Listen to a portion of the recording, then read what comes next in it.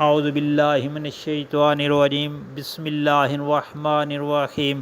السلام علیکم پیارے بہن بھائیوں، حضور نبی کریم صلی اللہ علیہ وآلہ وسلم کا خوبصورت بیان۔ تین خوش قسمت لوگ، یعنی یہ وہ تین خوش قسمت لوگ ہیں جن میں یہ تین کوالٹی پائی جاتی ہیں۔ نمبر ایک، پہلا انسان وہ بہت خوش قسمت ہے جس کی زبان اپنے قابو میں ہے، یعنی جس کا اپنے زبان پر کنٹرول ہے۔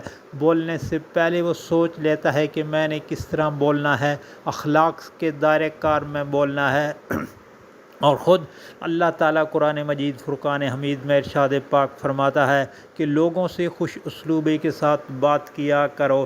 نمبر دو، دوسرا انسان بہت خوش قسمت وہ ہے جس کا گھر کشادہ ہو، یعنی جس کے دروازے اپنے رشتہ داروں کے لیے کھلے ہوں اور اپنے رشتہ داروں سے تعلقات قائم کرے، اور جس توڑنا چاہے بھی تعلقات تو اس کو چاہیے کہ ان سے تعلقات کو جوڑے۔ اس سے نبی کریم صلی اللہ علیہ وآلہ وسلم نے ارشاد پاک فرمایا کہ آپ کے رزق میں کشادگی اور آپ کی عمر میں برکت اور بڑھتی ہے۔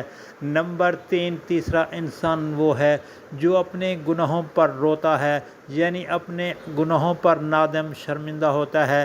اللہ تعالیٰ اس سے بہت راضی ہوتے ہیں، خوش ہوتے ہیں۔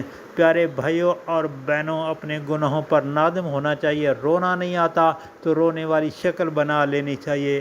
اللہ تعالیٰ ایسے انسان کو بہت پسند کرتے ہیں۔ پیارے بھائیوں اور بہنوں، یہ تین کوالٹیز ہمیں اپنے اندر پیدا کرنی چاہیے۔ اللہ تعالیٰ سے دعا ہے نبی کریم صلی اللہ علیہ وسلم کے فرمان پر عمل کی توفیق عطا فرمائے، آمین۔